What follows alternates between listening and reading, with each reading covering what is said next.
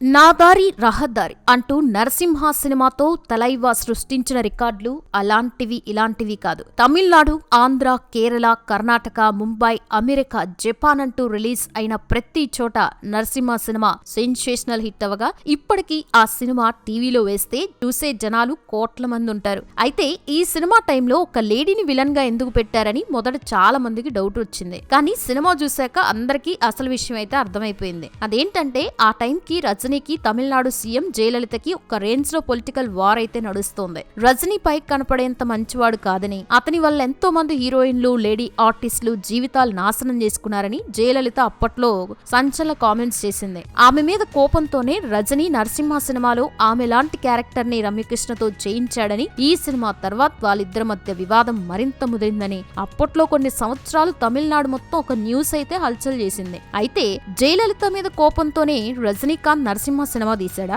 జయలలిత రజనీకాంత్ల గొడవకి సిల్కీ స్మిత్ అనే కారణమా? నీలాంబరి రోల్ చేయటానికి ఐశ్వర్యరాయ్ ఎందుకు భయపడింది? త్వరలోని నరసింహ మూవీకి సీక్వెల్ రానుందా? ఈసారి నీలాంబరి క్యారెక్టర్ ని ఎవరు చేయబోతున్నారు అనే విషయాల్ని ఈ వీడియోలో మనం తెలుసుకుందాం. నరసింహ సినిమా అంటే మీలో ఎంతమందికి ఇష్టమో కామెంట్ చేసి వీడియోని ఎండ్ వరకు చూడండి.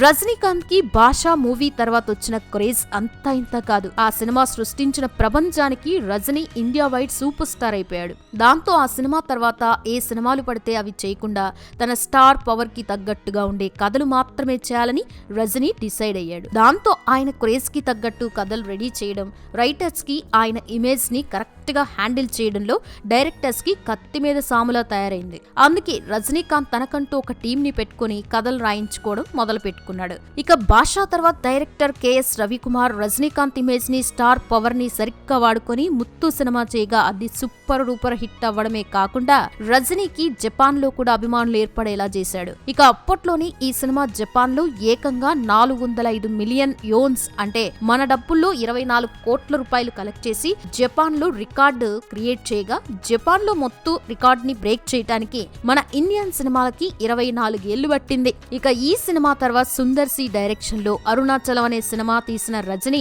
ఆ సినిమా తర్వాత కొంత గ్యాప్ తీసుకుని తమిళంలో బాగా ప్రసిద్ధి చెందిన పొన్నియిన్ సెల్వన్ నవల నుండి ఒక బేసిక్ థీమ్ తీసుకుని రజనీ తన టీమ్ తో కలిసి ఒక స్టోరీ రెడీ చేశారు. ఆ స్టోరీకి ముత్తు సినిమా తీసిన కెఎస్ రవికుమార్ ని డైరెక్టర్ గా సెలెక్ట్ చేయగా, ఆయన ఆ స్టోరీకి స్క్రీన్ ప్లే రాసి 1998 సెప్టెంబర్ లో అఫీషియల్ గా అరుణాచల సినీ క్రియేషన్స్ బ్యానర్ పై ఏఎం రత్నం సహా నిర్మాతగా ఈ సినిమా నిర్మాణం జరుపుకోనున్నట్లు మూవీ అనౌన్స్ చేశారు. ఇక తర్వాత సినిమాలో మెయిన్ రోల్ అయిన నీలాంబరి క్యారెక్టర్ కి కాస్టింగ్ మొదలు పెట్టగా, ముందుగా ఆ రోల్ కి ఐశ్వర్యరాయ్ ని అడిగారు. ఆమె రజనీకాంత్ ముందు నెగిటివ్ రోల్ లో చేయలేనని చెప్పడంతో ఆ తర్వాత నీలాంబరి రోల్ కి నగ్మా, శ్రీదేవి, మీనా అని చాలా మందిని అడగడం మొదలు పెట్టారు. అయితే ఈ క్యారెక్టర్ కి రమ్యకృష్ణ అయితే బాగుంటుందని కెఎస్ రవికుమార్ రజనీకాంత్ కి చెప్పగా, మొదట్లో రమ్యకృష్ణ ఆ క్యారెక్టర్ ఎలా చేస్తుందా అని రజనీ భయపడ్డారు. కానీ లుక్ టెస్ట్ తర్వాత ఆయనలో కాన్ఫిడెన్స్ పెరిగింది. ఇక రజనీకాంత్ పక్కన హీరోయిన్ రోల్ కోసం సిమ్రాన్, మీనా అని ఒకళ్ళిద్దరు హీరోయిన్స్ ని అనుకున్నారు గానీ చివరికి ఆ రోల్ కి సౌందర్యని ఫిక్స్ చేశారు. ఇక రజనీకాంత్ తండ్రి క్యారెక్టర్ కోసం డైరెక్టర్ మొదట విజయ్ కుమార్ ని అప్రోచ్ అవగా, రజనీకాంత్ మాత్రం ఆ క్యారెక్టర్ శివాజీ గణేశన్ తోనే చేయించాలని ఆయనతో మాట్లాడి ఒప్పించారు. ఇదే శివాజీ గణేశన్ ని యాక్ట్ చేసిన చివరి సినిమా. ఇక మ్యూజిక్ డైరెక్టర్ గా ఏఆర్ రెహమాన్ సెలెక్ట్ అవగా 1998 అక్టోబర్ 1న ఈ సినిమా షూటింగ్ మొదలైంది. అయితే సినిమాకి మొదట నీలాంబరి అనే టైటిల్ పెట్టాలని రజనీతో సహా అందరూ అనుకున్నారు.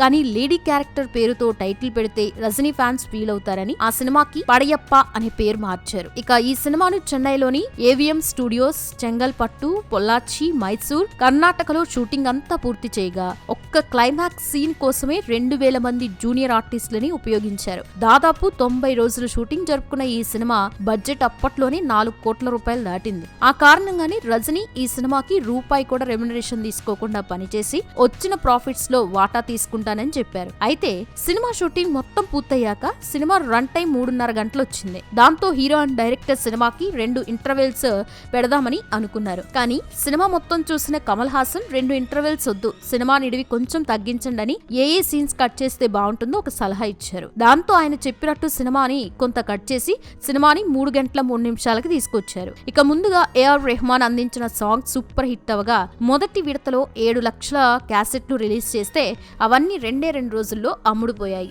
అలా ఆ తర్వాత ఒక రేంజ్ హైప్ తో ఏప్రిల్ 10, 1999లో రిలీజ్ అయిన పడియప్ప సినిమా తెలుగులో నరసింహగా కేరళ, కర్ణాటక, అమెరికాల్లో కూడా రిలీజ్ అయ్యి సౌత్ ఇండియాలో మొట్టమొదటిసారిగా 250 ప్రింట్లతో అత్యంత భారీగా రిలీజ్ అయిన సినిమాగా రికార్డు సాధించింది. రామాయణంలో హనుమంతుడు లంకకెళ్లినప్పుడు అక్కడ హనుమంతుడిని రావణుడు కూర్చొనివ్వకుండా అవమానించాలి అనుకున్నప్పుడు హనుమంతుడు తన తోకని పెద్దదిగా చేసి దానితో చుట్లు చుడుతూ రావణుడి కంటే ఎత్తులో కూర్చుంటాడు. ఈ సంఘటనని డైరెక్టర్ కెఎస్ రవికుమార్ ఇన్స్పిరేషన్ గా తీసుకుని రజనీకాంత్ రమ్యకృష్ణ ఇంటికెళ్లినప్పుడు ఉయ్యాల్లా కూర్చునే సీన్ ని రాశారు. సినిమా రిలీజ్ అయ్యాక ఆ సీన్ ఎలా పేలిందో మనందరికీ తెలుసు.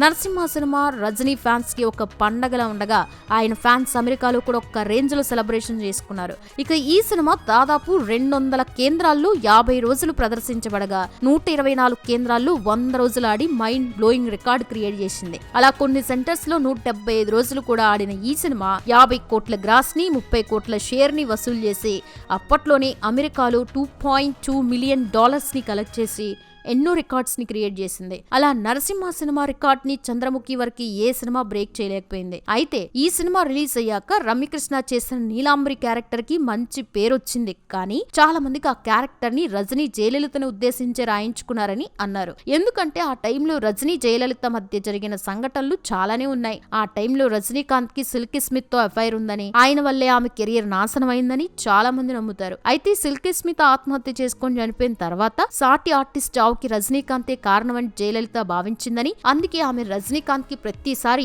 ఆపోజిట్ గా వెళ్లేదని అప్పటి వాళ్ళు నమ్ముతారు. ఆ టైంలోనే అంటే 1996లో తమిళనాడు అసెంబ్లీ ఎన్నికల టైంలో రజనీకాంత్ జయలలితను ఉద్దేశిస్తూ అమ్మ రాజ్యంలో ఏది సేఫ్ కాదు అని స్టేట్మెంట్ ఇచ్చి డిఎంకే టిఎంసి అలయన్స్ కి సపోర్ట్ ఇచ్చారు. దాంతో ఆ ఎలక్షన్స్ లో ప్రజలకి జయలలిత మీద నెగిటివిటీ పెరిగి ఆమె పార్టీ ఓడిపోయింది. దాంతో అప్పటి నుండి వీళ్ళిద్దరి మధ్య పచ్చగడ్డేస్తే బగ్గుమనే రేంజ్ లో గొడవ మొదలైంది. ఆ కారణంగానే జయలలిత చాలా సార్లు రజనీ సినిమాల్ని, ఆయనకి సపోర్ట్ చేసే కమల్ హాసన్ సినిమాల్ని ఆపడానికి కూడా ట్రై చేసి రజనీకాంత్ గురించి సంచలన కామెంట్స్ చేసింది. ఇక డిసెంబర్ 12న రజనీకాంత్ 75 ఏళ్లు పూర్తి చేసుకుంటున్న సందర్భంలో నరసింహ సినిమాను మరోసారి రిలీజ్ చేయబోతున్నట్టు రజనీ ప్రకటించారు. అలాగే త్వరలోనే నరసింహ సినిమాకి సీక్వెల్ తీయబోతున్నామని, ఆ సినిమా పేరు నీలాంబరి అని, దానికి సంబంధించిన అన్ని పనులు ఆల్రెడీ మొదలయ్యాయని చెప్పి రజనీ తన ఫ్యాన్స్ కి ఖుషి చేశారు. సో ఇది ఫ్రెండ్స్, ఈ వీడియో మీకు నచ్చితే ఒక లైక్ చేయండి, షేర్ చేయండి. ఇలాంటి మరెన్నో ఇంట్రెస్టింగ్ వీడియోస్ కోసం ఛానల్ ని ఫాలో అయ్యి సబ్స్క్రైబ్ చేసుకోండి. Thanks for watching.